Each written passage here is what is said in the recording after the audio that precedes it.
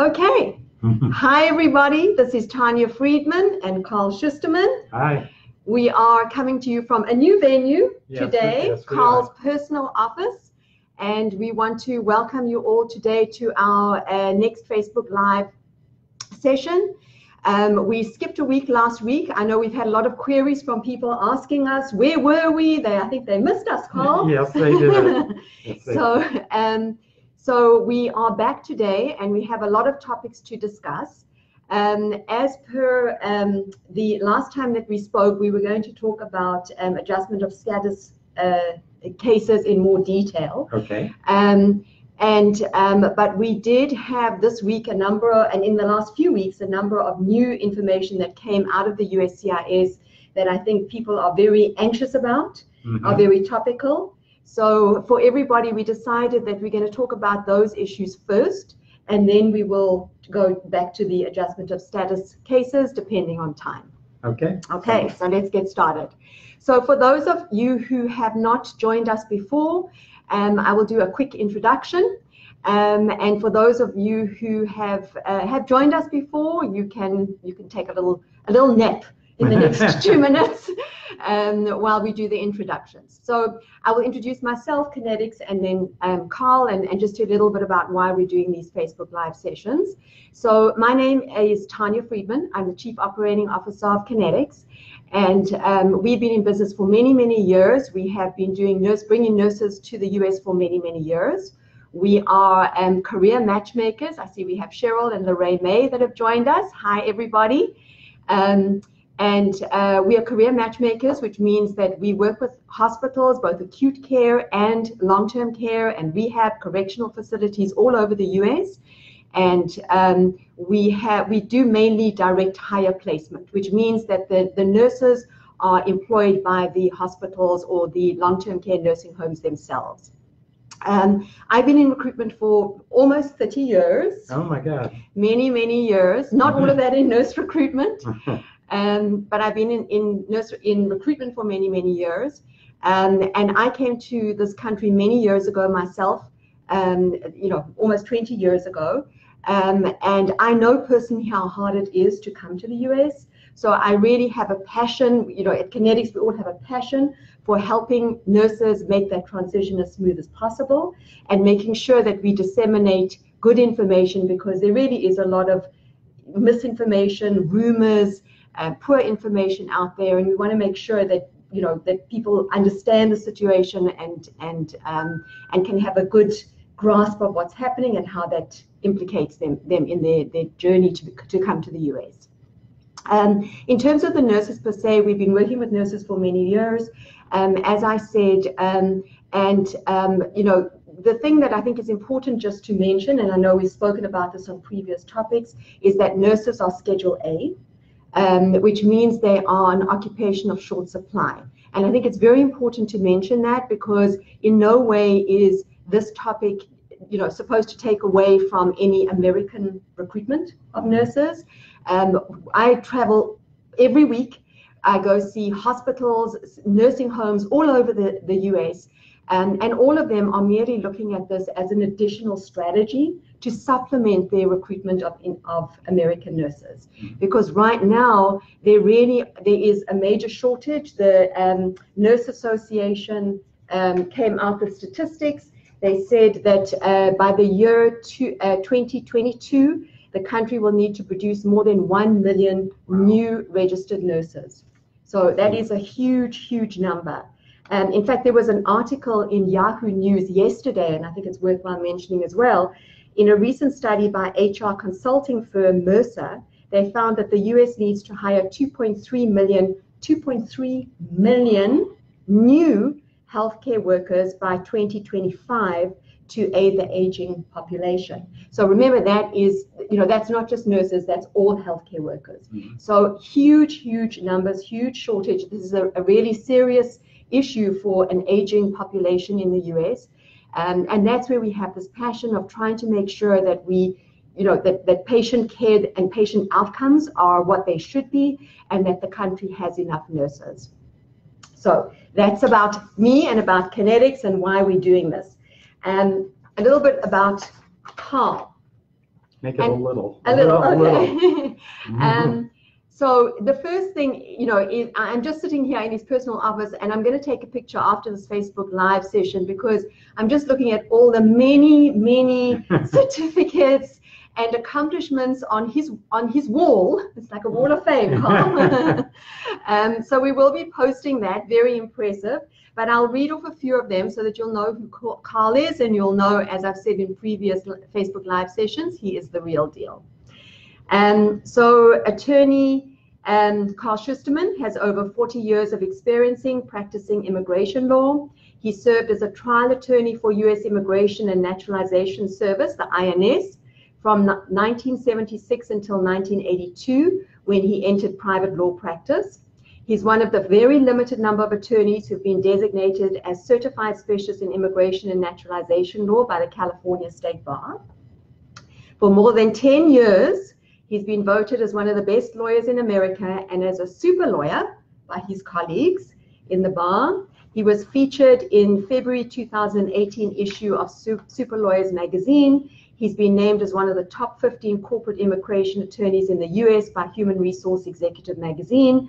His hard work and dedication to immigration law has earned him the highest rating in legal ability and ethics from the prestigious Martindale-Hubbell Legal Directory. He served as a member of the Immigration and Nationality Law Advisory Commission for the State Bar. He's also listed in the National Who's Who of Corporate Immigration Lawyers and the Chamber USA Guide for Leading Business Lawyers. And that's not all. No, it's not all. He testified as an expert witness on temporary visas and green cards for registered nurses before the Senate Immigration Subcommittee in Washington, D.C.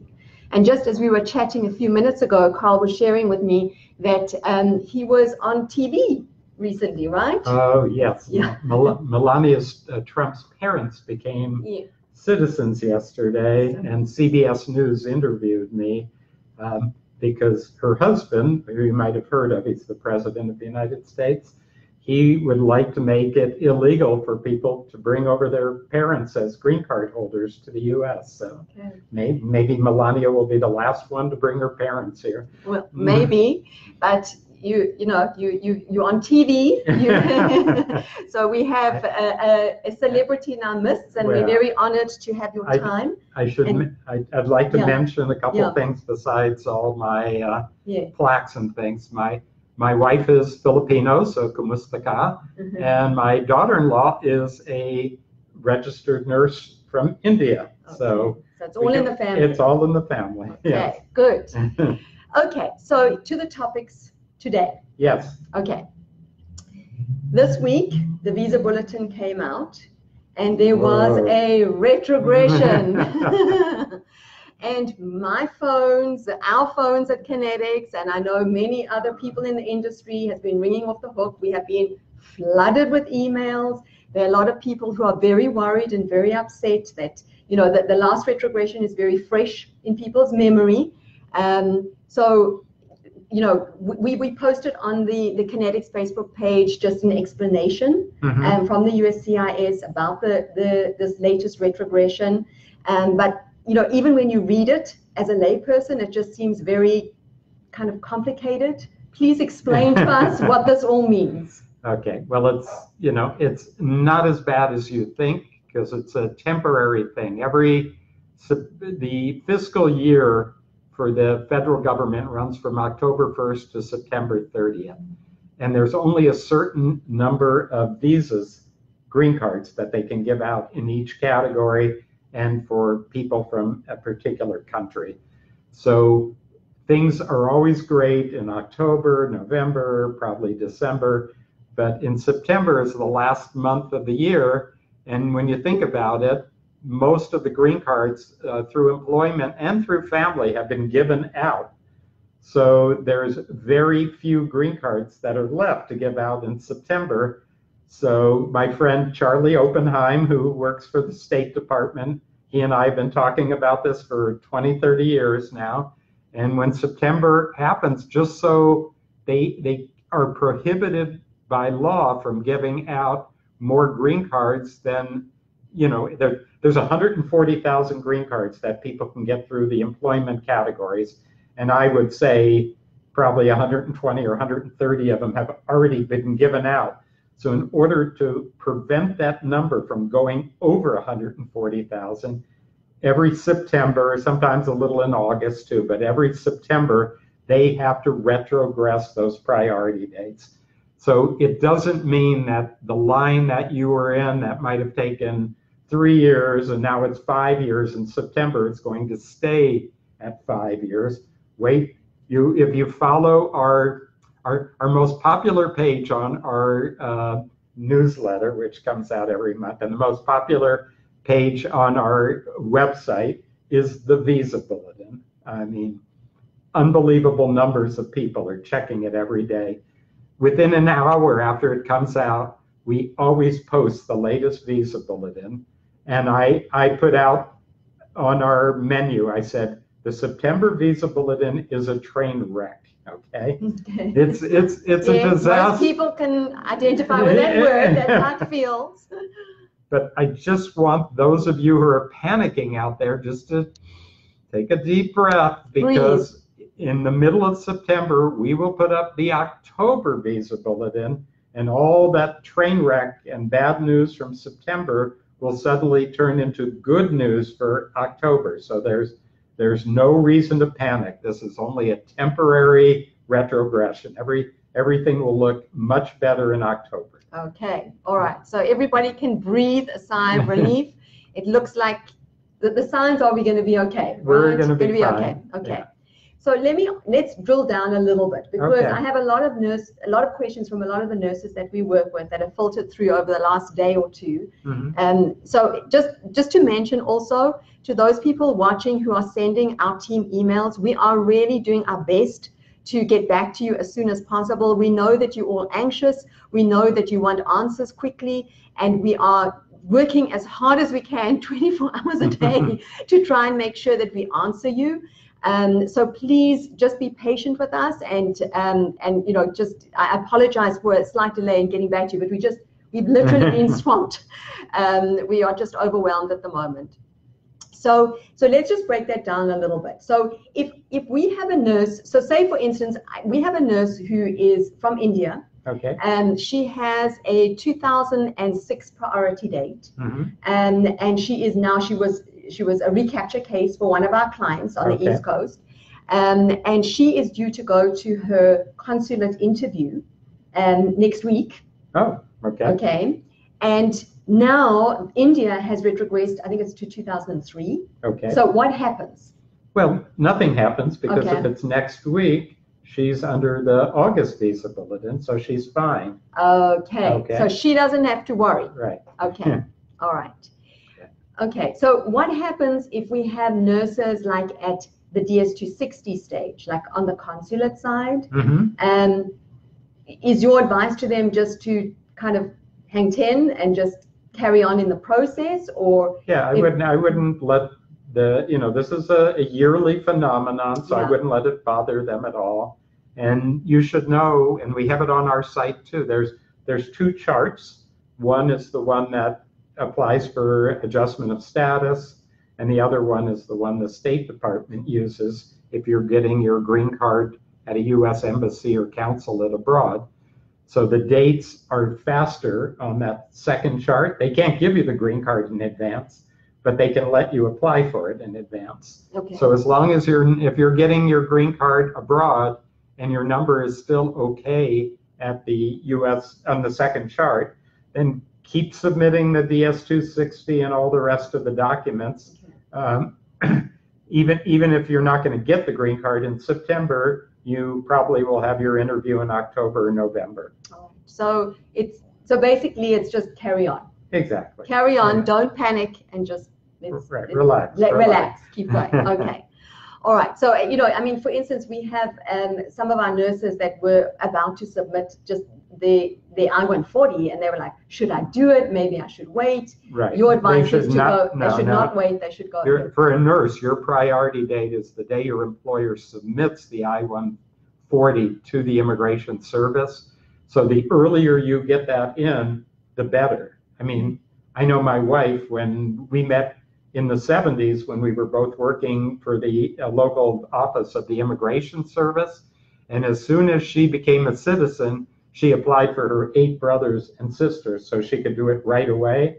Only problem is in the Philippines, it's a 23-year wait. Yeah. But the fact that she applied on a Tuesday instead of a Wednesday, despite the 23-year wait, when it comes to the end of that 23 years, it might save a brother or sister a month or 2 from getting into the U.S. So it makes sense. Makes sense. Okay. Okay. So just another related question, and I'm just thinking of a nurse that I spoke to this morning. We have a nurse who is a Filipino nurse who is going to file today. Okay. And she's a new petition. She was going to be filing premium. The client is going to be filing premium processing for her. Do you think that they should do premium processing right now, or just file it under regular? So premium processing, usually when you file an I-140, it takes maybe 6 to 8 months to get approved. If you do it under premium processing, you get an answer, not necessarily an approval, but an answer in 15 days.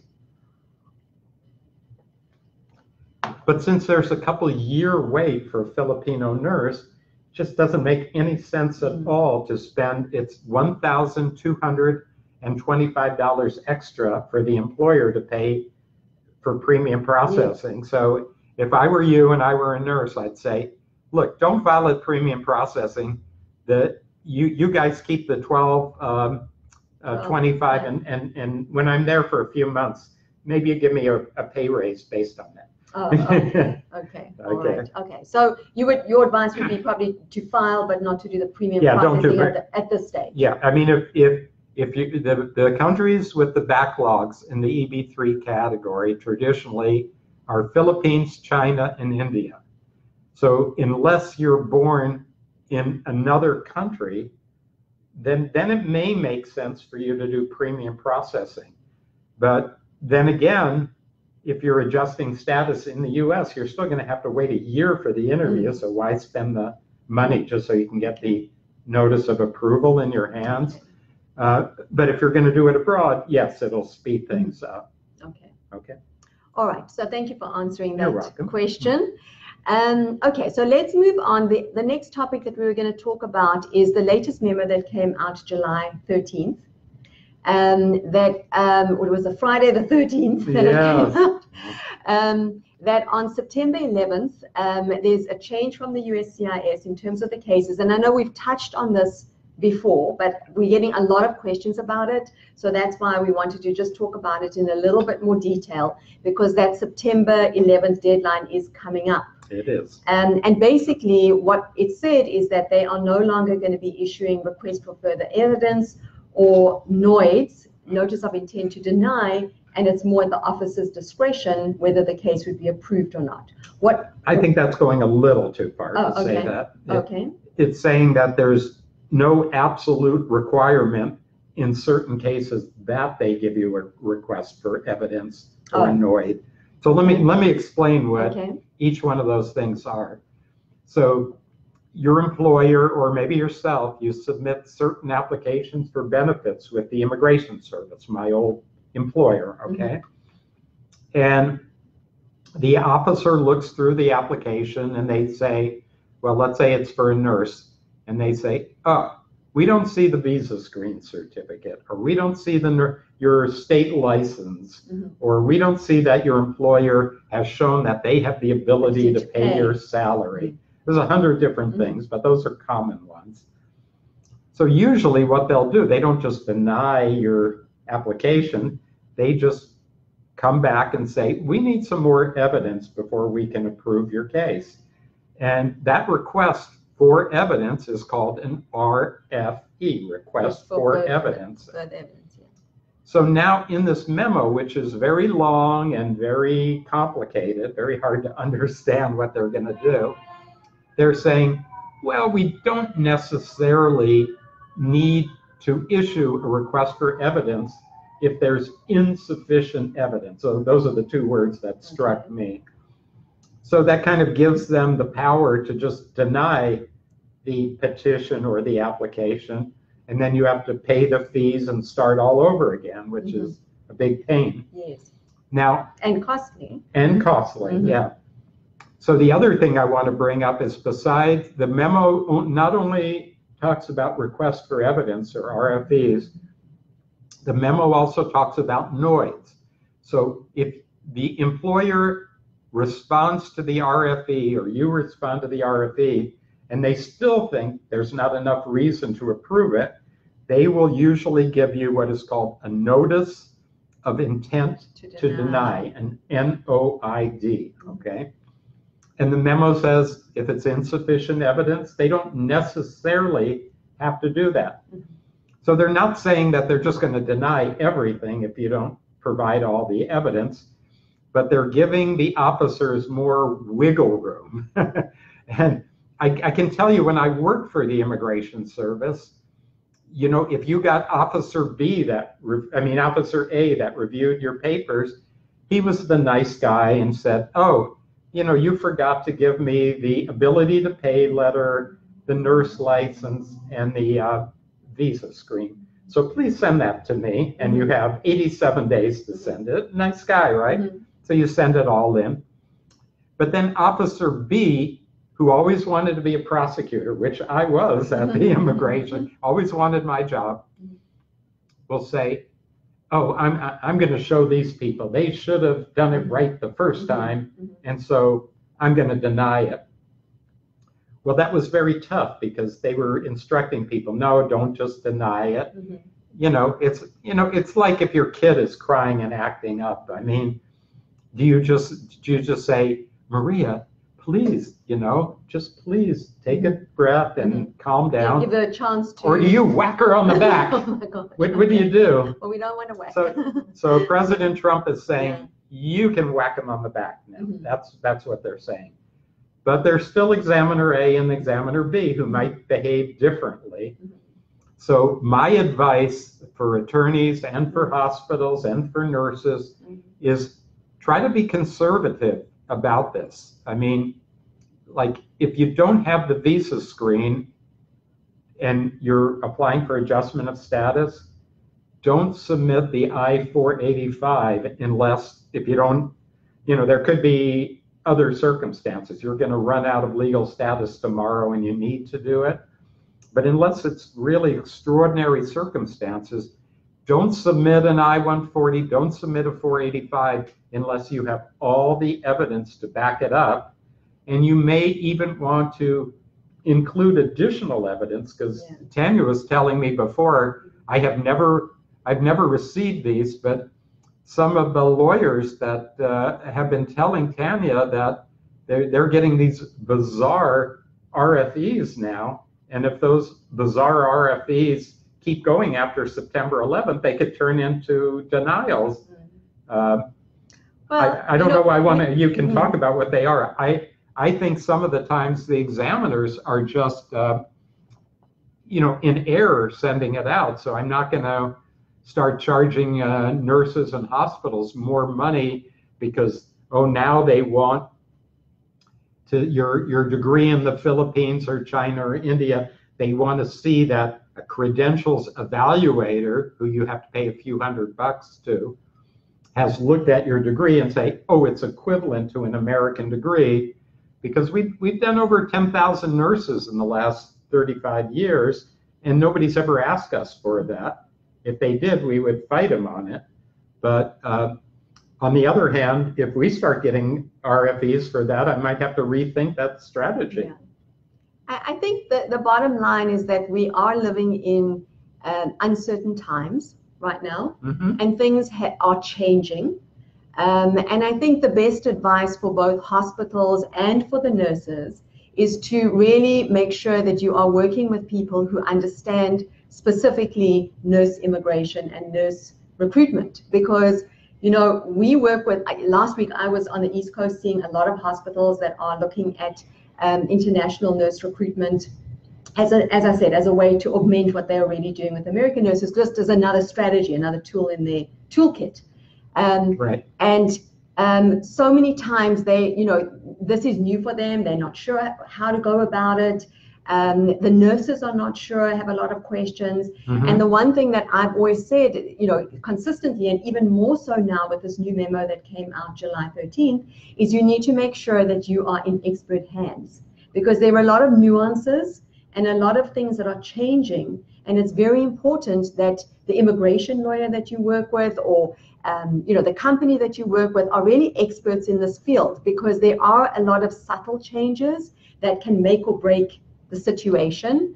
And generally, as a rule, there is talk of denials in the market on cases. So it is really, really important now more than ever to make sure that you are getting expert advice. I just saw an example about an hour ago. A nurse who made a consultation with us, and she's a nurse manager, and you have to be really careful about that. I think the things that I would be super careful, besides getting the right lawyer, is, if you're not doing hands-on nursing, your employer may have to go through the advertising process that we call PERM to show that they can't find an American nurse manager. If you're a hands-on nurse, that is definitely Schedule A, a shortage occupation. The other thing is with nurse staffing companies. Any staffing company, it started with IT and now it's moved into nurse staffing.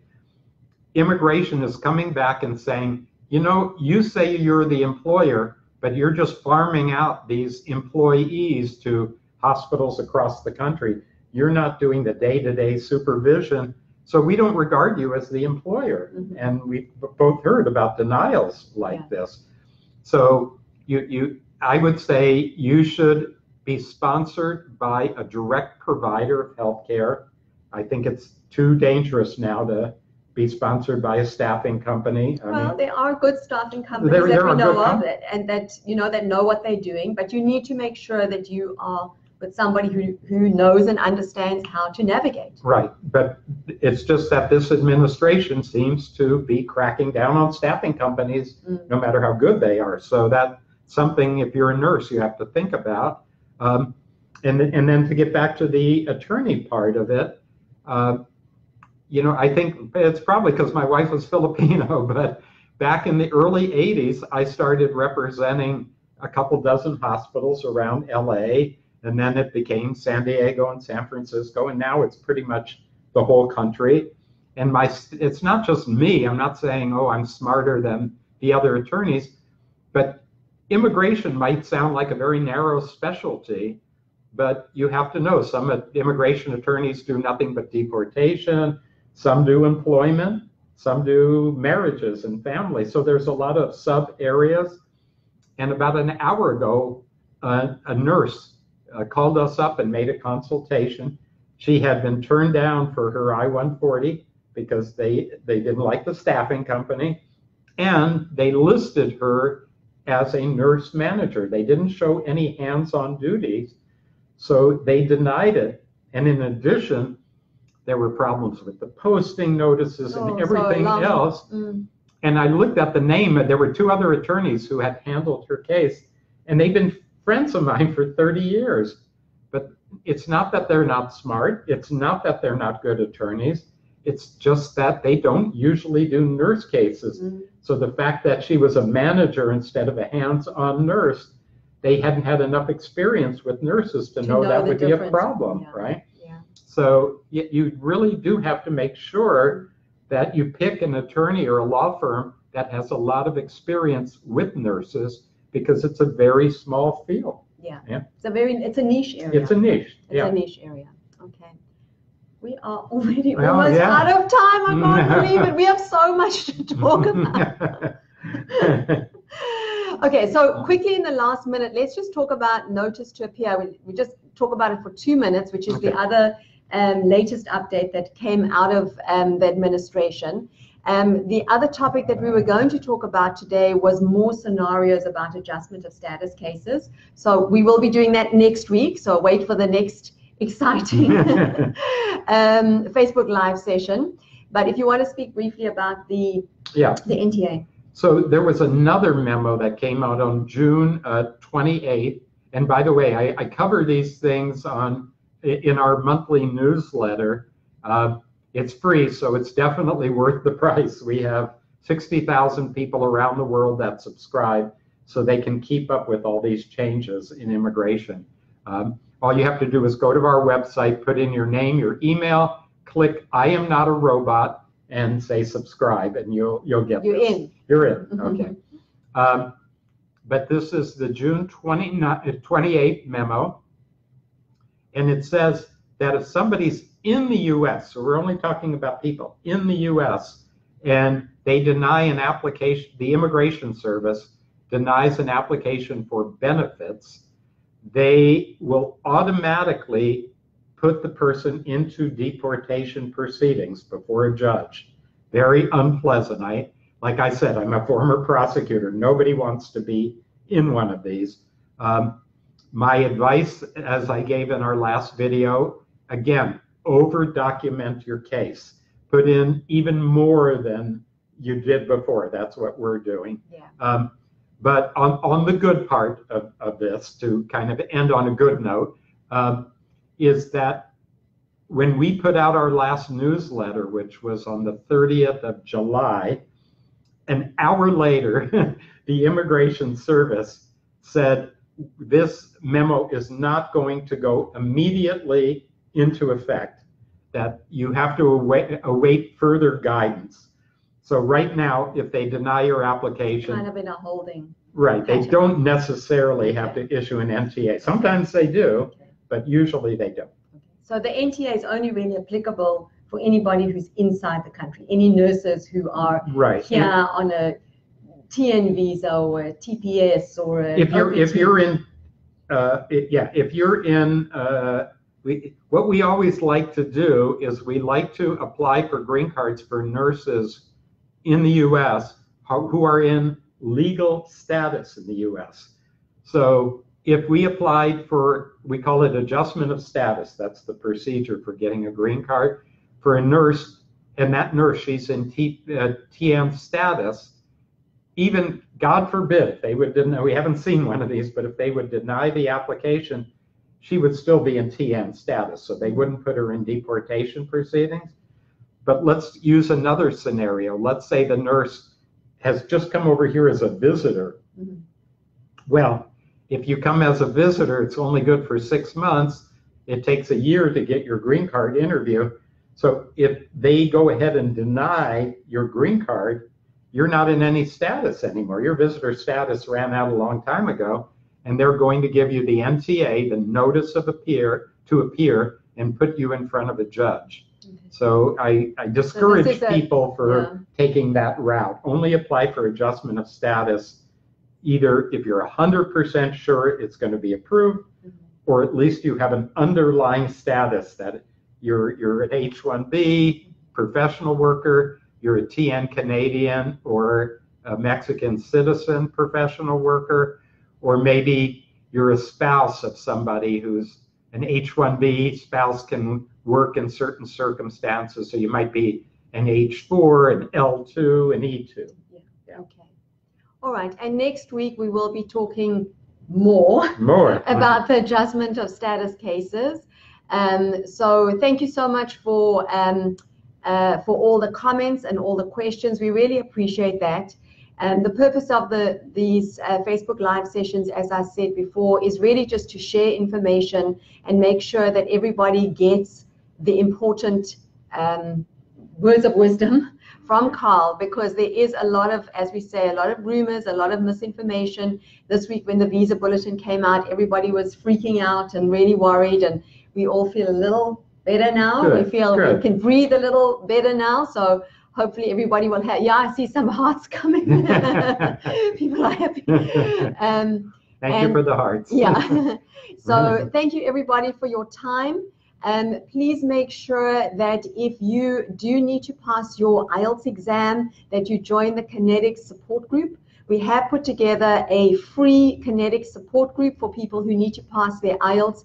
As Carl said, it's becoming more and more important that everybody make sure that they have their IELTS as soon as possible if they need it, the English exam, so that they can get their visa screen, which is a hugely important piece of the processing for the immigration.